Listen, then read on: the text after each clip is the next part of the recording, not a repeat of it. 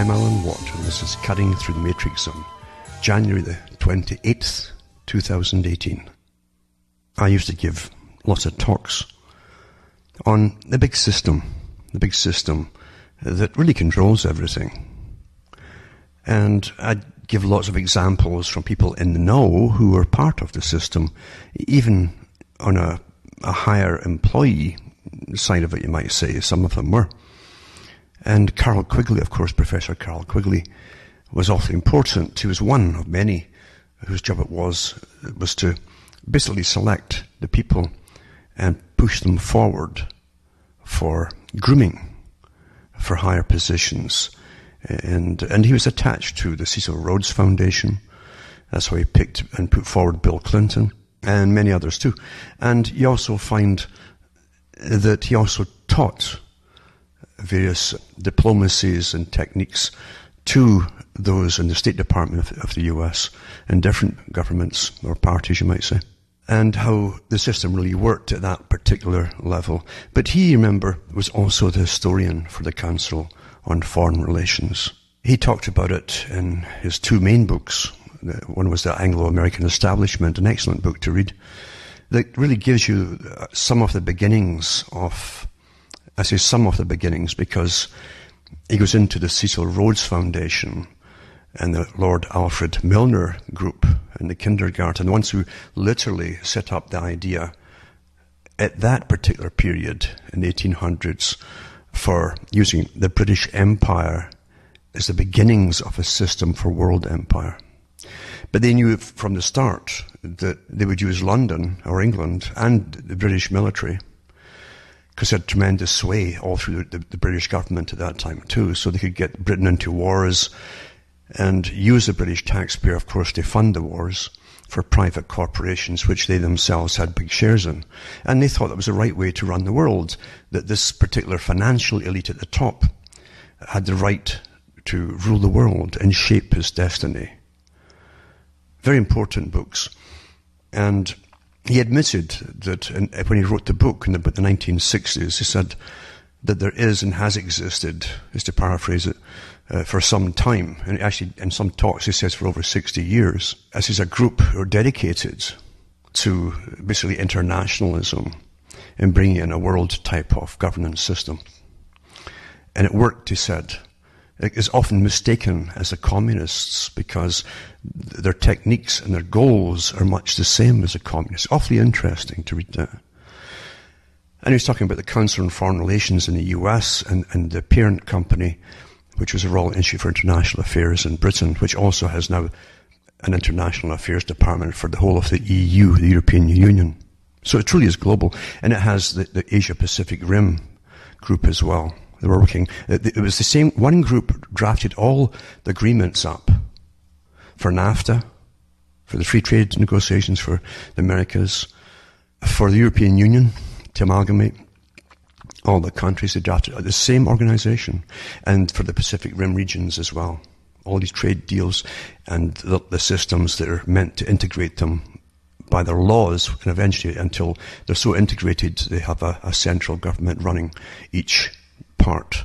So one for Europe, one for the Far East, and one for the Americas. That's how it was basically to be set up.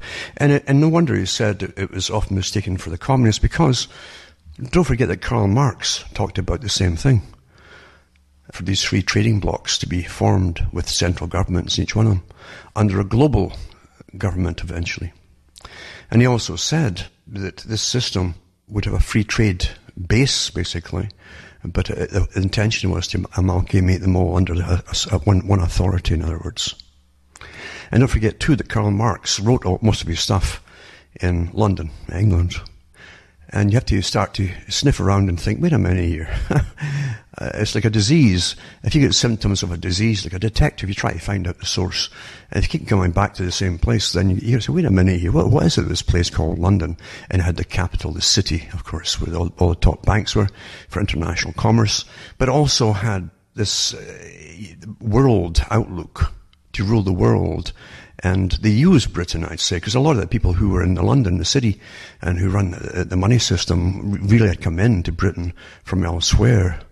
And they owned the banks. They owned massive trade routes across the planet for merchandise. That's why they call them merchant bankers. Tremendously powerful. And eventually also knew they could move.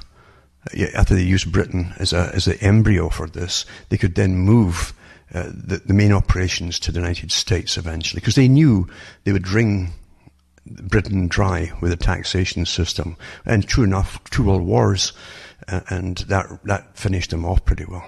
And by that time, they'd risen the US up using the 2 wars, because the US banks, and it's often the same bankers who'd moved over, in fact, who lent to the banks in Britain and lent to all the conflicting governments in the World War I, for instance. They made tremendous money off lending money out to all sides. But again, that's another story. But Carroll Quigley did go into the techniques that he used. He admitted in the Anglo-American establishment, for instance, that this clique, this private group that ran government, they owned government pretty well in Britain. And at that time, they had their own secret names for things. They ran it, as they said, like on a type of Freemasonry idea, according to Cecil Rhodes, for instance. He actually said that it would have to be secret, and there'd be different levels and layers of workers that would work for it, and each one would be kind of secret from the one above it, type of thing. Nothing has changed there. And they planned to take over most of Africa from the Dutch by different deceptions, and they planned the Jameson raid, and blamed it on the Dutch for starting it, in order to get the British army in, paid for by taxpayers again, so they could run all their gold fields and diamond fields and so on, and the British taxpayer would pay for all. Nothing much changes. All wars are the same, they're economic. So Quigley did a lot out of the bag. He also wrote, as I say, the Tragedy in Hope. He mentions different things occasionally here, and you have to read the whole thing, which is very boring, a lot of it. Some of it's interesting, and other parts are just like little paragraphs where gems are. They're scattered throughout it, where you have to grab onto it and say, my goodness, well, there you go. And this is from a guy who was the historian for this private group. They have their own archives of history. The real histories, because the reason he wrote the books, in fact, Tragedy and Hope especially, he said it was time that the public got to know the importance of this group, who had been behind so much of their history for so long. And he thought it was time and it would be okay to let the public know. They'd probably accept it. Actually, I don't think he was wrong, because definitely today they'd accept anything. Today, for sure. Because they're so mind-bombed and out of it with everything. But back then, I guess, maybe there were still some people who would say, wait a minute here, no, enough of that, you know. And the time, too, that Quigley released his book, Tragedy and Hope, which was suppressed after the first publication. It went out there and so many thousands were sold. And then the publisher, who, of course, the members at the top of the publishing houses also were members of this world elite group in the Council on Foreign Relations, basically took ownership of the plates, the printing plates, and they told them that they destroyed them and they wouldn't print anymore. And some other enterprising group managed to get the hold of the old books. They used the new types of systems of web offset litho, I guess, copied them all and put them out exactly as they were. And that's how the public managed to get enough copies to read even to this day. Anybody can actually do that today. A lot of the books you'll hear on so-called alternative radio and so on, it's a money-making scheme for a lot of the characters. So actually a lot of the stuff they put out is a money-making scheme regardless, even the whole pretended cause that they go under. But the thing is, you can print them up yourself because the copyright's out, you see, on those books, especially when the publisher and printer took over and they smashed the plates and denied ownership of them. If they deny ownership, that's that, you see. You can do what you want with them. If they do still have ownership, it's a different story altogether. But anyway, you do have so much that's been... again, they can release this kind of information. And Quigley himself came out and talked to different people on the quiet, and some of his students too. And there's tapes out there, you can hear some of them, where he went into some of this. Now, he was all for, and he said it in his book, Tragedy and Hope, that he was all for the goals of the Council on Foreign Relations in America, from America. And the Royal Institute for International Affairs from Britain, And that he just didn't go along with all of their methods of doing things, he said. Don't think that, and this is the whole thing, if people would use their heads, which is a hard thing for most folk to do. Don't think that people in countries, the average person, say in America, or in Britain, or any other country for that matter, decides things. They don't. The most average people don't get a chance to decide anything. The farce of democracy is a complete joke. And you'll notice that whoever leads any different part of NGO group or special group or whatever for democracy is working on behalf of the establishment that owns democracy, because the Joe Public hasn't got a say in anything.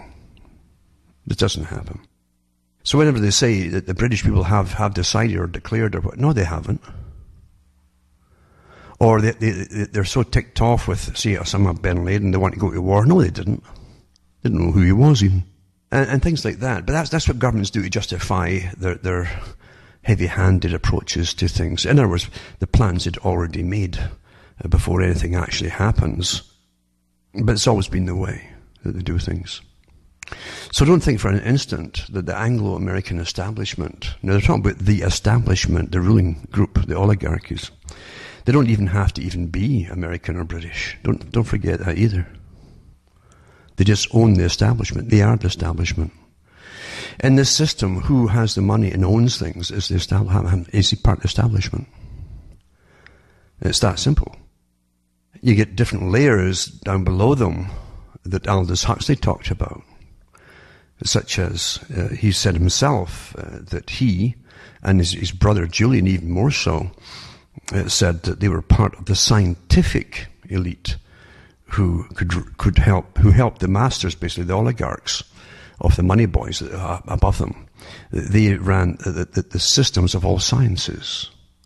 But they're also talking about the social sciences, the behaviorist sciences, the ways of managing the populace to either make them believe something or stop them from believing something or change their opinions on things. That's where most of these things are today. Very accurate sciences, by the way. And they have time on their side, so they can make anybody can believe anything eventually with enough time and money. And repetition. Or training at school.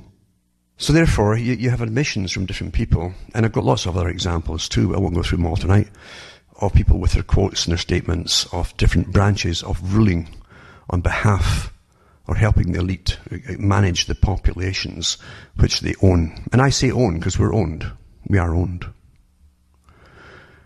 When you don't say, when you haven't, your basic farm animals don't have rights as such. The owners have the rights.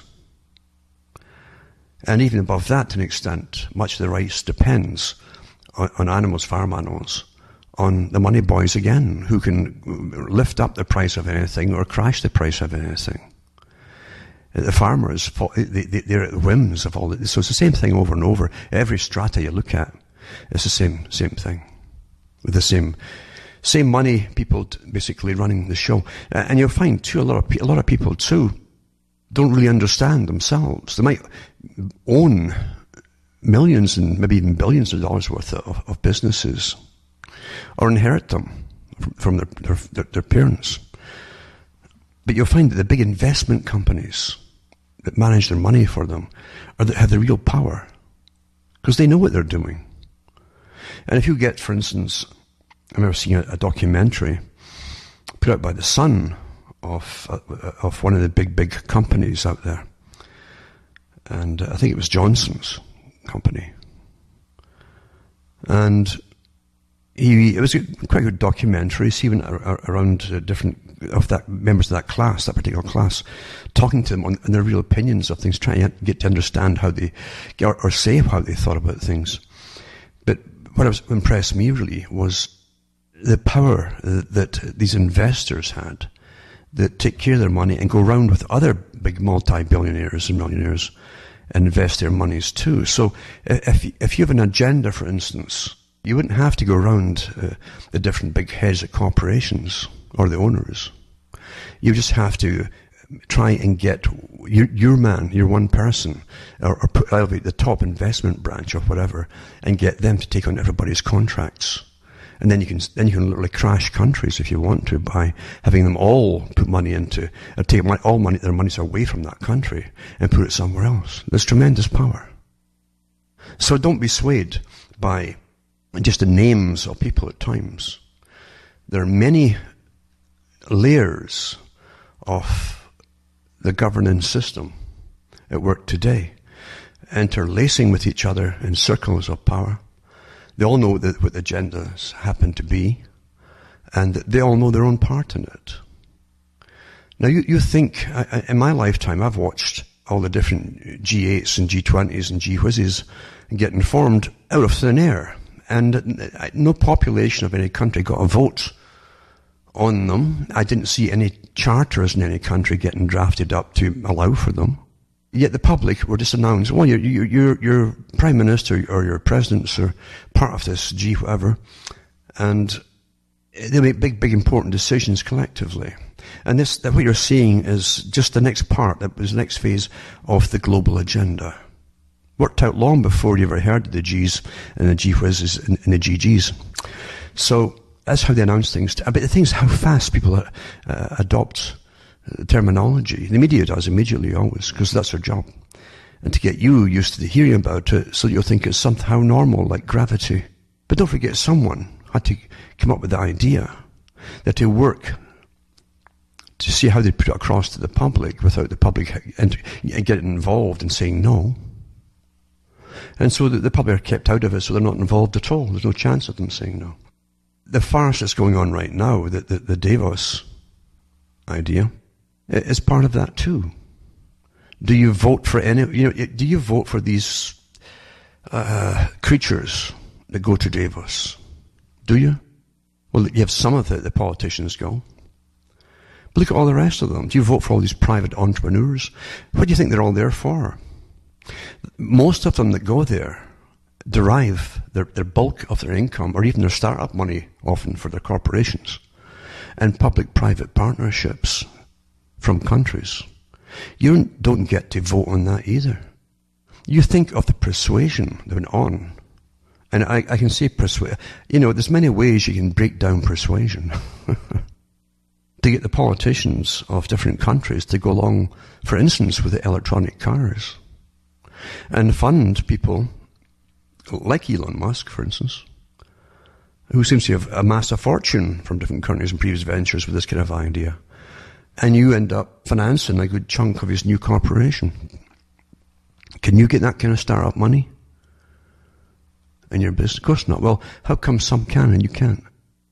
How can you do it when what he's asking for, it will be multi-billions eventually across the whole world. We've got Australia building his batteries from and stuff and putting up the factories. And Canada's, I don't know how they match whatever funding he's put in himself, but building their electric cars here in Canada and so on. So you have to say to yourself, wait a minute here.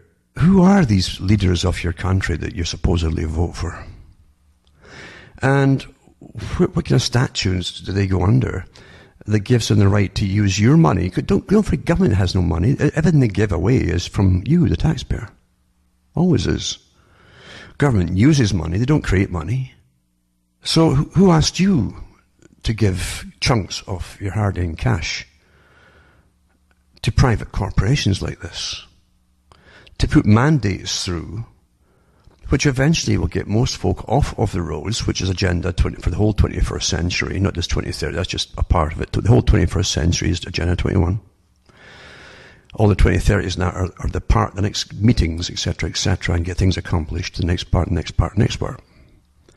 But the whole 21st century, read the agenda for the whole of the 20th. They must accomplish all of this in 100 years, and that is to get most of you off the road. It's in the Charter. And there's ways to get you off the road. You can simply outlaw cars. Oh, scream, howl, blah, blah. So no, we're not going to outlaw them. We're going to phase in electric cars. But don't worry, the government's going to subsidize the selling costs because they're so darned expensive. And so people, the lowest of the lumpen proletariat, as Marx called them, oh, well, that's okay then, No, it's not okay, because why should the rest of the taxpayers pay for a good chunk of your electric car. And these electric cars, and I read the articles before to y'all about the cost of replacing the batteries after 4 years, $40,000. Well, I don't think these cars are going to be for the average person, or do you?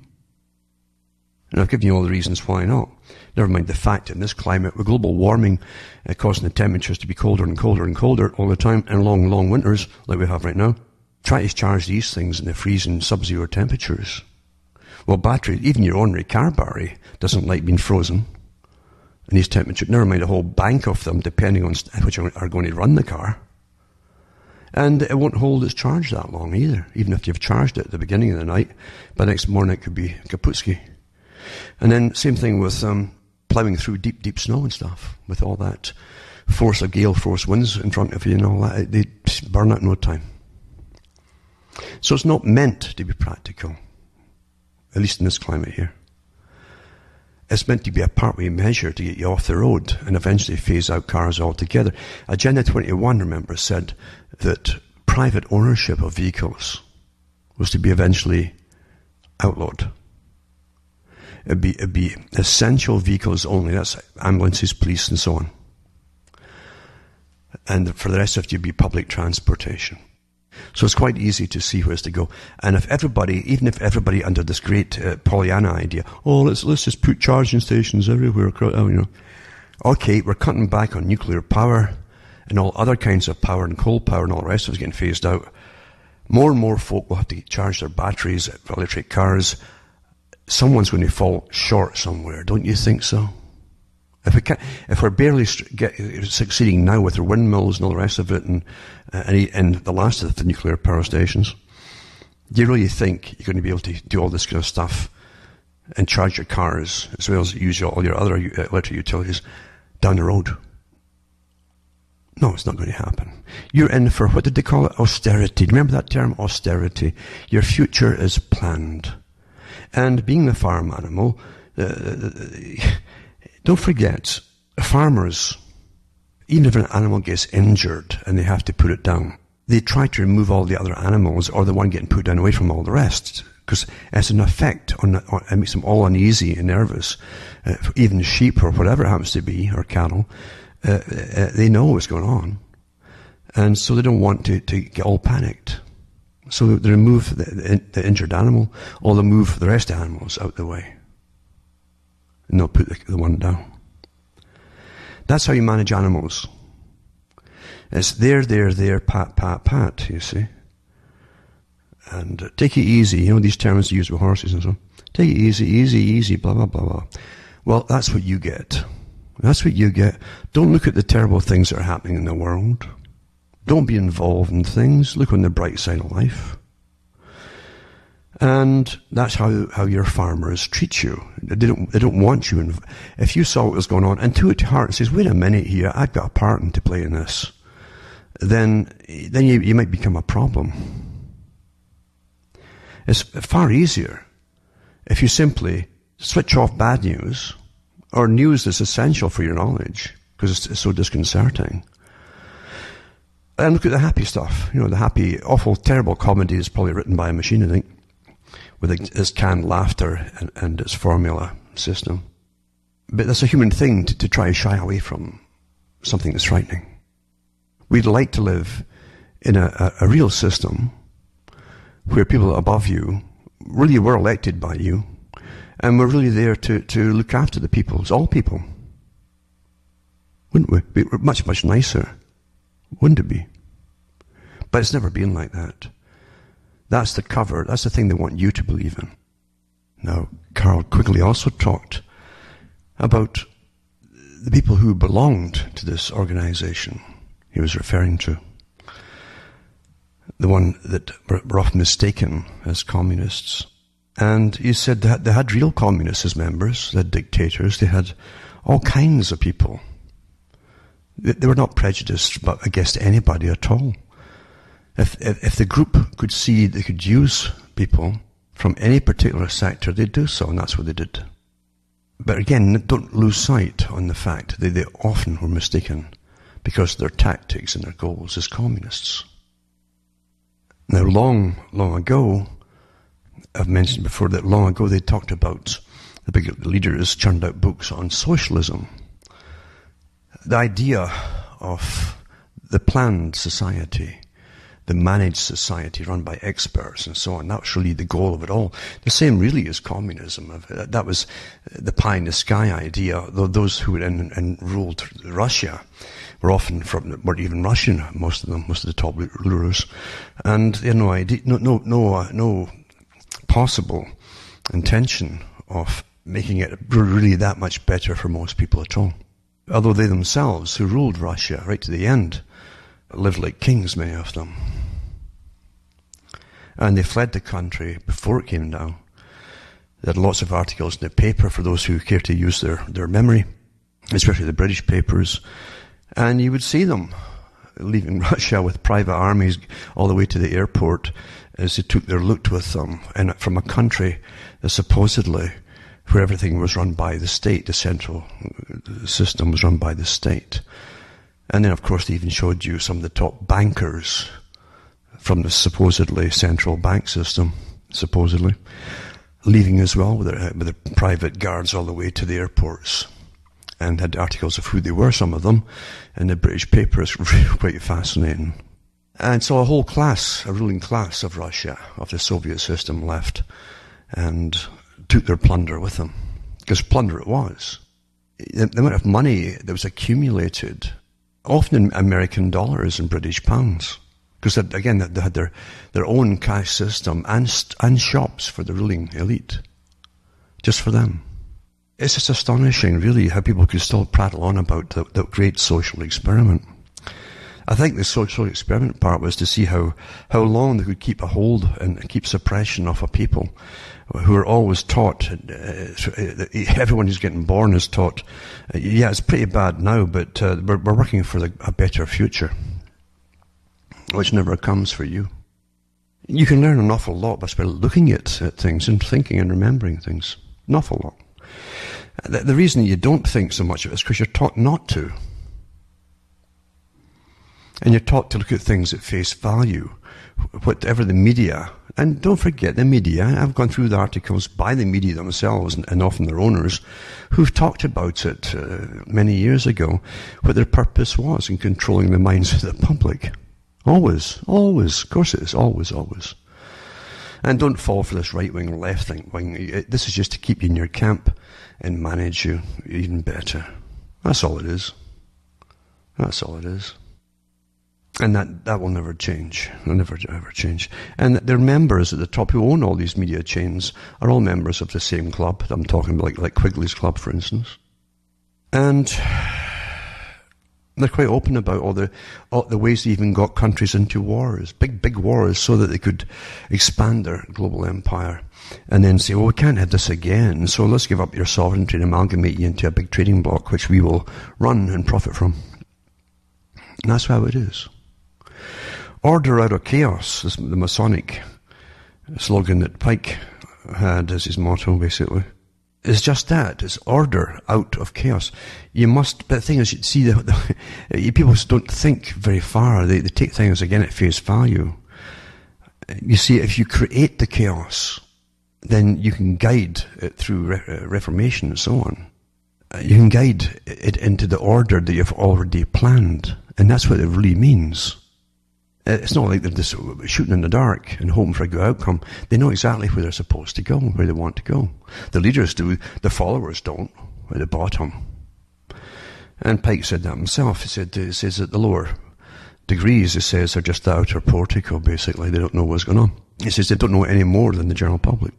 They get little freebies and little breaks from certain rules and legalities, maybe, and lower taxes, but that's about it at that level. So you create the chaos, and you say, oh, gee, we can't go there. But we've got a good idea here. Why don't you give up your sovereignty and amalgamate? And if you amalgamate, you need a big central bank. Well, we'll own it. It'll be private, but we'll run it using your money. And so on it goes, you see. It's quite easy. And the politicians that are created will really work for the owners of the whole system, which are corporations, different corporations. Every country is a corporation. Under the law. That's what it is. And when you amalgamate you all into one, it's a big agreement, like an amalgamation of corporations. And that's how it really is. But the general public don't know what's going on. So order out of chaos. Now, if you notice, the whole, say, the revolutionary, this is all part of the revolutionary plan, remember?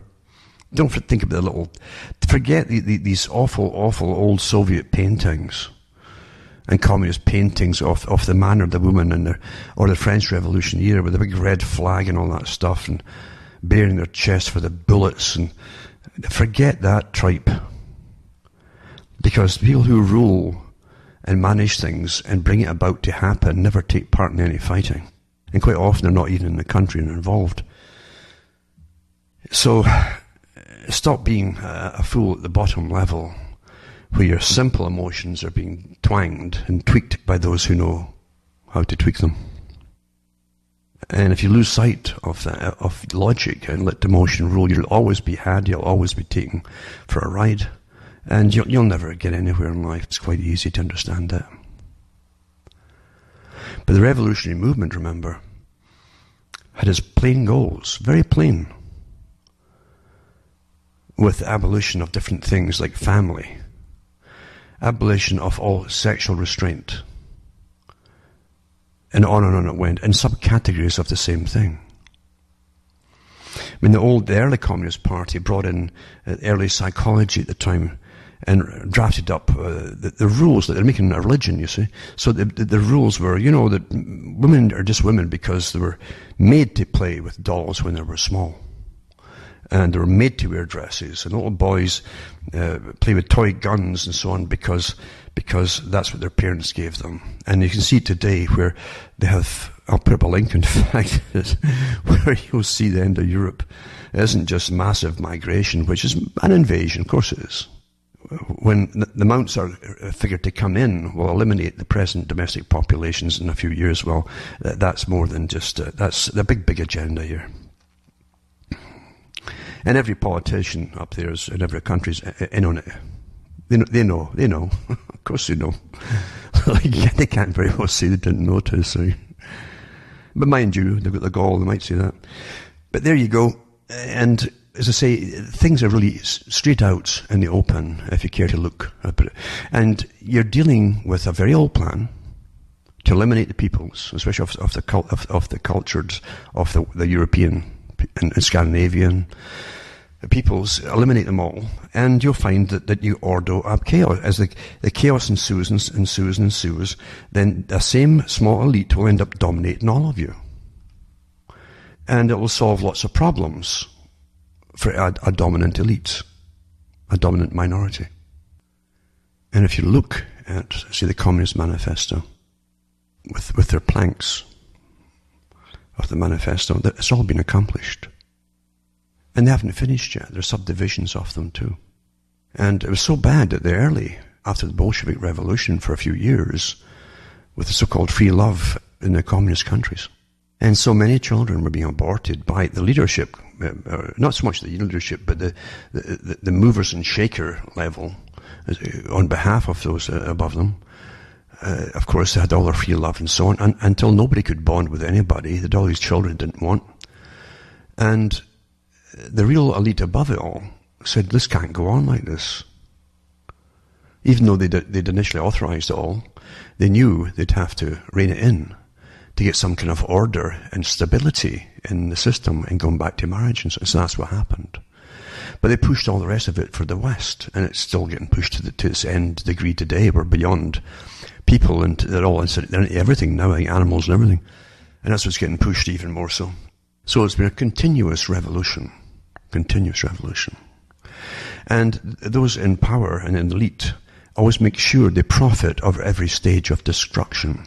So you have the end of the family unit, and you've got massive divorce court levels now, and lawyers galore, like armies of them, like the Devil's Advocate movie. How do you think we're taking over the world? We're churning out armies, millions every year across the world of lawyers. And for every chaos that they create, every bit of chaos, there's a new branch of law to deal with it. And with all the chaos with venereal diseases of all kinds, then there's whole divisions of medicine to deal with it and try to treat it and all the rest. Every bit of the supposed freedoms that are pushed is incredibly profitable for those in charge. And the taxpayer generally ends up paying for all of it, as always. And you see the same thing with the end of religions, the old religions of the West.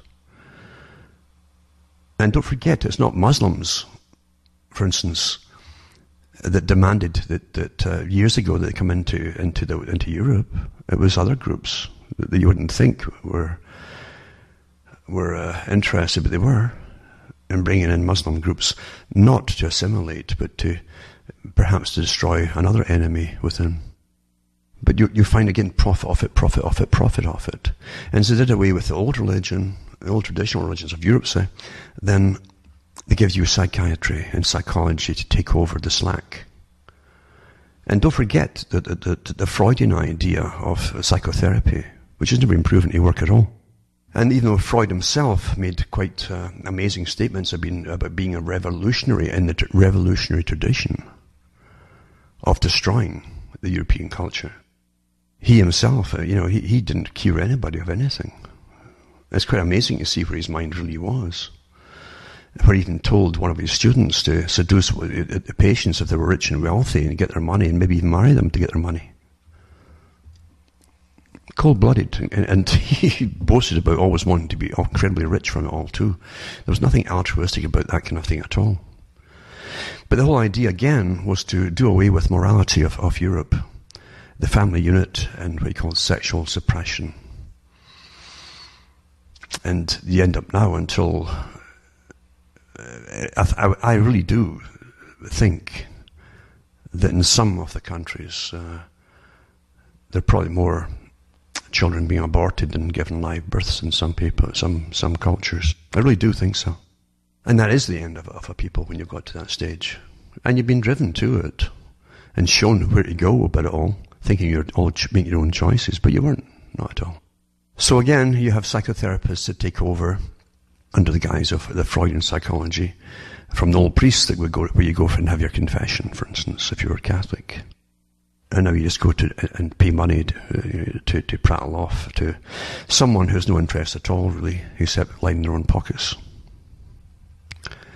for listening to your problems. Then they give you social work departments to take care of the fallouts of family and the children and everything else, and incredibly lucrative, as you well know. We've done many programs on that in the past. So order, sure, and profit out of chaos. Always, always, always. Always, always. And with the wars that they're all involved in, and you pay for it all the way through your taxes and so on, they also have the big corporations, the military-industrial complex, that makes literally, it's well named that, they make a killing with all their wars, and everything that's damaged or used has to be replaced by, again, you the taxpayer, with the guarantee of the government. Who does your government serve when they will make these deals for big private corporations? Who do they serve? They don't even ask your permission. We're going to give so-and-so so many billions of dollars of your money. And you really think you've got democracies. What a joke. What a joke. And again, you got left wing and right wing, they all happen to do the same. Isn't that a coincidence? When it comes to the time's up, you've got to make your mind up and give it to this company or that company or the military boys, industrial complex boys. They all cave in immediately, don't they? Interesting. So as I say, everything that is for this plan, this is planned change. This is not change that's necessitating itself and pushing itself on.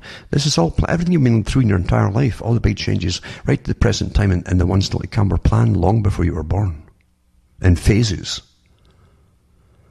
So it's not just adapt to change, because it's always happening.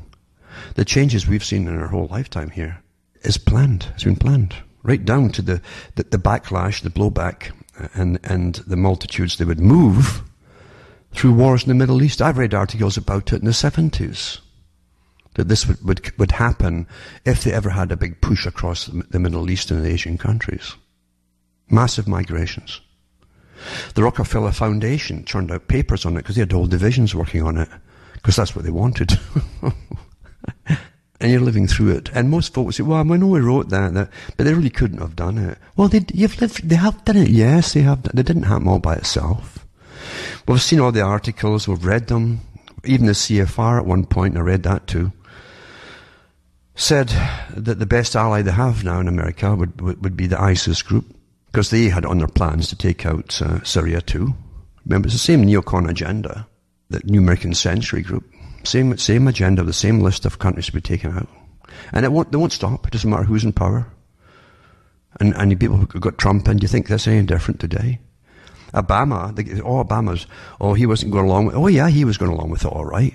And they funded all these private armies, and they're still funding the private armies over there, these mercenary groups. So don't fall for parties left and right wing. That's to keep you stuck in your ping pong mentality of left, right, left, right, left, right. That's what it's for. To stop you figuring out the big picture. It's a chess game, and every layer of it, who will lose, who will gain what, right down to other objectives to come out of even the fallout from it, across the entire Middle East and so on, into Europe. They're not finished yet, remember. And it isn't just the Middle East, they're taken from all over Africa now, under the guise of refugees. And the hundreds and hundreds of non-governmental organizations are funding all, and even training them on what the rights will be when they arrive in these countries. Right down to telling them to be as arrogant as they want to be, these young guys, like armies of them, who show it as soon as they cross borders, because they've been told that no one's going to bother them or stop them. And they're incredibly arrogant about it. They've had training in this. Anyway, that's as far as I go with all that. But yeah, it was all planned that way. Of course it is. And the world, as they say at the top, must be completely conquered. And all the peoples that ever, at any time, kicked back against this kind of plan. Over hundreds of years, people and nations have kicked back against it. Must be eradicated in order to be conquered, right? I'm not talking about Islam, but that's what they'll use. That's part of what they'll use. Of course it is. If you look at the British papers now, and I don't like looking into them, because the format now is just terrible. It's all cuss words, swear words, and trivia mixed in with rapes, murders, and half-naked women showing all that they have. All, you know, it's a complete schizophrenic. I mean, I talked about this many years ago, but it's even worse now. Now they don't have any real reporters left. But I think the whole idea is to make you think that everything is just crazy until you can't have any moral stance on anything. Because you can only have a moral stance if you think you have at least control over yourself. But then when you see all these crazy things happening to other people, you think, well, I'm just like them. I have no ability to change or stop or keep a moral stance or any kind of stance or even a safety stance on anything for myself, which makes you more and more helpless. Because they're putting such stuff in the papers now, just petty things, murders galore and so on, and beheadings in some countries. Even in the States there, they have some of the gangs from El Salvador. They've been coming up via Mexico and basically coming to the States but for a long time now. And they have huge gangs, massive gangs, running San Salvador, in the city, and also in New York and other places too. They just dug up another corpse with his head removed and its heart removed, but buried alongside it. So at least they were kind of tidy. But there were gangs from El Salvador. And it's all to give the impression that you're living in some medieval era jungle or something. That's what it's meant to give you. And other people in Britain, is there still cars mowing down people? Another one mowed down some youngsters at a bus stop there. They haven't announced yet why, but you just don't. Do you think cars are just suddenly losing? They can't steer them anymore or something? Is that what you're thinking? They've got a magnetic attraction for sidewalks and bus stops and things. Of course not. You know what's going on. Of course you do. But the leaders of the countries don't want you to talk about it. And they're calling you all kinds of things if you mention it, because it's the agenda. In the old days, even in the Middle Ages, nobilities who had no problem telling you that they owned all the peasants and the serfs would still get rid of a king, for instance, who's supposed to look after the nation. If that king was hurting their business or the livestock, they'd depose him or exile him or whatever it took. But today, you've got, since your politicians all know what the big agenda is, then you must surely know that they're not working for you. And when they're saying that all of your culture must go down the tubes, all of your history goes down the drain, all of the things your folks and ancestors fought for, even for their rights, go down the tubes as well. It tells you really all you need to know, doesn't it? Again, Rockefeller said that you couldn't make an omelette without breaking eggs. And the big plan is, there's a big omelette, and all the fallout from it is that's just the broken eggs, including the people. They're getting broken. And I gave talks a long time ago about the blowback from all these wars. They knew what they were doing. It was multi-purposed agendas, all wrapped up in the same movement. This will happen, and then this will cause this to happen, and this will cause that to happen. All worked out in advance. It always is. There are no mistakes. And taking out Gaddafi, in the same month that he reiterated to the world, he says, look, we are being employed by you lot to keep the masses out from flooding your nations. He says, if you put us under, they'll come straight across. Millions and millions and millions of them. And that's what they did. They took him out. And let's be honest, a guy who liked ABBA couldn't have been that bad. He had their whole collection. Now, again, we live in a farce. Now, I'm just going to rush through some stories, some links for those that want to, again, get even a little glimpse, a little smell, a faint whiff of what's happening, because all stories now are so tainted. But anyway, it said, scientists get buried in snow at Davos while lecturing on global warming. Because their whole agenda, too, is to fleece you, order society, and they're going to use the environment to do it. That's why it doesn't matter what happens. They'll never change. They plan to bring it to austerity, tax you into the ground, and rule the world by getting rid of all your rights and so on to save the world. That's the tactic they're using. And it's all lies and bogus. But anyway, this article here talks about it, and I think they got about 6 feet of snow within 2 days where they are at Davos. It says the climate scientists hope their mock camp illustrates how global warming could impact the Arctic, but the so-called Gore effect may make it harder to get the message across, because Davos has been frigid, has frigid temperatures along with 6 feet of snow in the last few days anyway. I think it was actually 2 days. They say 6 here, but in other articles it's got 2 days. And that's how they're pushing. They want a change. It's written in stone, like all the other parts of the agenda. It doesn't matter what happens, including the fallout, including all the articles I read before where the top anti-terrorist groups of the nations also get used to it. You know, you're going to have this for now on forever. Generations of terrorism. Because they were bringing it into the country that way. I mean, they actually said it, that's what you get used to it. So they're not going to stop it. They need it. And then they've got another article here too about a new US little ship. Actually, it's not a huge ship. It's about 300 feet long, I think. It's a new high-speed warship, the USS Little Rock. It's frozen on the shores of Montreal, unable to set sail until the spring. It's quite the ship, actually, this new US Navy ship. It's a super high-speed warship. It can go over 50 miles an hour. In miles, it's supposed to not. It's the same thing, but in miles an hour, it's about 50-odd mile an hour. That's pretty fast for something 300 feet long, right?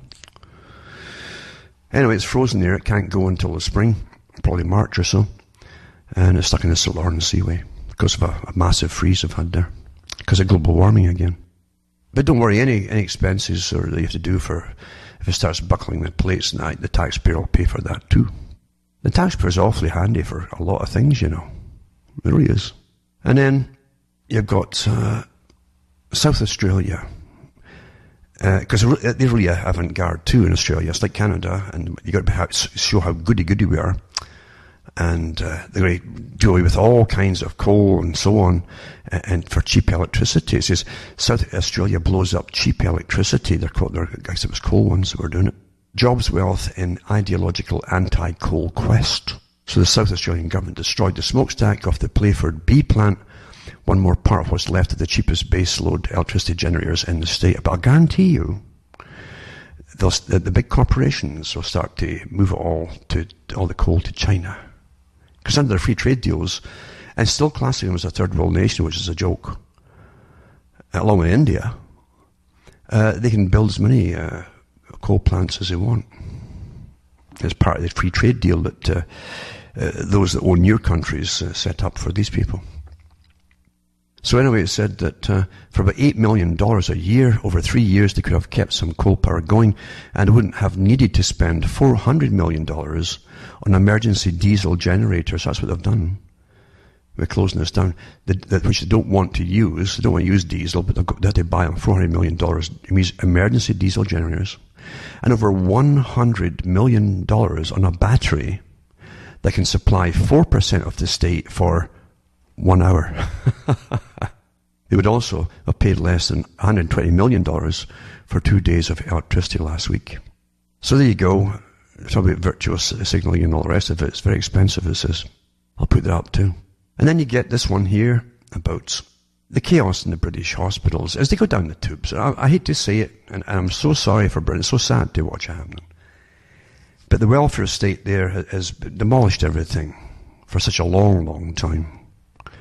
And it's been called, not as the sick man of Europe, all the sick people of Europe went there. That's the whole point, because they've got free Medicare and healthcare, I should say, paid for again by the poor, the taxpayers of Britain. It says now they've got patients dying in the hospital corridors, and they show you pictures of them just on the floor and so on, because they're overloaded with everything. There's massive cutbacks for years, but also of the flu coming in as well. But that's not the main problem. It's the flu. It's the massive cutbacks now. It's becoming non-functional. And as they go into public-private partnerships galore, which they have in Britain too, with that Carillion and other ones too, you're looking at incredible disaster in the making, as they've privatized so much of their basically infrastructure, these private corporations. And I'll put this one up too. And people are even getting examined in the corridors there for gynecological problems, and they didn't even have screens to go around them. This is you're looking at really a country that's going into third worldism. It's like a failed state. I hate to say it, and a lot of Europe is destined to go the same way. That's the plan. That is the plan. And you keep taking millions more in over a few years with welfare and everything, and you're just finished. You're finished. When most of the tax money is going to be borrowed because there's not enough taxpayers left eventually to pay for it all. That's where it's all going. A good article too, how 18 psychiatric patients freed by one National Health Service trust all went on to kill people. And it's one woman in this one place who's a psychologist that said they're all fine. There you go.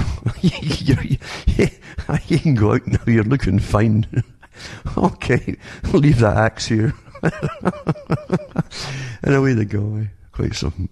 But this is the craziness you see in a society it's lost all sensibilities. Interesting too, Apple has announced that they want, again, it's not new, but they really want all your healthcare records on the phone now. So they've announced an effortless solution to bringing in health records to the iPhone. Many other companies are trying to do the same, mind you, the other ones. They're all in this. And that has always been the agenda until all your data will be out there for them all to hack. And you've got to be completely predictable. To be completely predictable on behalf of your masters, they must have all your information. Also in Britain now, they've got ads up for the BBC, who shut down stacks of different branches. I think they even shut down some of them in Scotland. And for the money they've got left now, they've got ads out now, and actually say they don't, non-white journalist trainees only. So there's your freedoms. Kaput, and that's where it always ends up. And don't forget the British Broadcasting Corporation, it thrives on taxpayers' money, as they discriminate against a good chunk of the taxpayers that fund them. In Oxford University are giving women more time to pass exams in order to be fair and to try to bring up the numbers, especially in mathematics and so on. It's an article from Britain. And again, too, they've got all these tests now in Britain as they go bankrupt. I mean, they were bankrupt long ago. It's all borrowed money. They keep borrowing them money from the European Central Bank because they try to keep them afloat because they don't want them leaving. But they've got to pay it off eventually, don't they? This is now you've got to be in agony to have a hip operation. Most National Health Service trusts now imposing cruel new pain tests in a row over rationing healthcare. But mind you, they're coming in from abroad. I did them last week or two, where you can have all your children, there like 4 or 5 children at once, have them treated with all the healthcare you want, and they walk off without paying the bill if you don't belong there. And also, too, articles on Carillion bankruptcy in Britain. Massive, massive debt. This is like it's probably more money, if it could be, than bailing out the banks. And now there's articles here about Canada, because Canada's completely tied in with them too, Caroline Canada branch, and they're having meetings this weekend everywhere in Britain and here in Canada too, I think, to try to find ways to keep them afloat and hide it all from the public, of course, naturally, because you'll end up funding it all and bailing it all out if they keep it going. But they have to go that way, and the countries, everybody knew that at one time. They used you to build up the corporations, and then they sell it off or give it off to all these private companies, and then tell you it's going to be cheaper, and it costs you far, far, far more than it ever did before. And the plunder of the paychecks at the very top are just astronomical. So I'll put that up there tonight too. I mentioned too what these PFIs are, private finance initiatives. That's these public-private partnership deals that you pay for, and what they are, and so on. Another article, Road to Ruin, Caroline collapse puts spotlight on UK outsourcing model. You've got hundreds, maybe even thousands of subsidiary corporations that all get their money from the main one, because they all put them down to subsidiaries to get the cheapest one at the very bottom to do the work, so they can save as much money at the top for their paychecks. It's quite something. So I'll put all those articles up as well. And people approve of company CEOs. This is a meme shoved out at the right time. So people approve of company CEOs more than world leaders. These fake polls they keep putting out to sway folk to actually think this way. So in other words, they're trying to get to like Davos. It's this coincidental as with the Davos meeting. So people approve of company CEO leaders, right, more than the world leaders. So you should really have the Bill Gates types and the CEOs up there running the world, and just give up this idea of democracy. Shouldn't you? Shouldn't you? Oh, sounds a lot better. Anyway, that's all the time, unfortunately, I have time. I've got a lot more stuff I've said, but I prattled on as I usually do. I don't plan what I'm going to talk about. I hope to often read a lot more articles to you and so on, but I yap too much at times. And that's the way it goes. But anyway, I hope you get something out of it and make you the whole point is to make you think and start to believing in what you see for yourself. You don't need anyone else to tell you what to think. Look and think and remember things, put them together, and you'll start to get the big pictures on everything. And don't think that if something's unpleasant or you're told not to think in that direction, look at everything. You have to look at everything. You do, if you want to know, that is. You can't really say, well, I want to know a little bit. just give me a little bit of unhappiness. But the truth is, you won't be that unhappy when you really know the big agenda. And you don't need to get heck of a emotionally distraught about it all. It's always really been like this, hasn't it?